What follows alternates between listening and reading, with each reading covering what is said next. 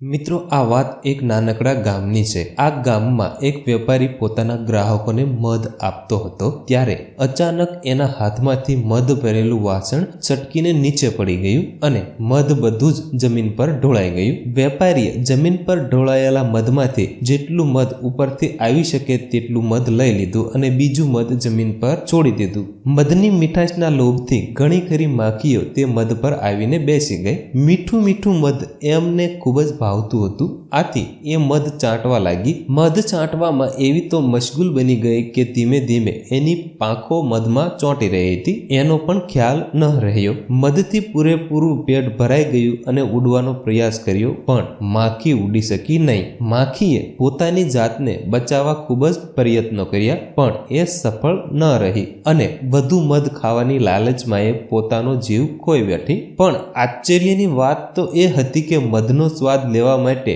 જે નવી માખીઓ આવી રહી હતી તે જૂની માખીઓની દુર્દશા તો જોતી જ હતી, છતાં પણ મધ ચાટવાની લાલચને ન રોકી શકવાને કારણે સામે ચાલીને મોતને આમંત્રણ આપતી હતી। આમ કરતા કરતા મધ ઉપર જેટલી માખીઓ બેઠી હતી તે બધી જ મરી ગઈ। મિત્રો, આ ટૂંકી વાર્તામાંથી આપણને બોધ શું મળ્યો એ જોઈએ તો જીવનમાં સંયમ ખૂબ જ અગત્યનો છે। ક્યાં અટકવું અને પ્રમાણસર ભાન ન હોય તો જીવન બરબાદ થતા બિલકુલ વાર ન લાગે।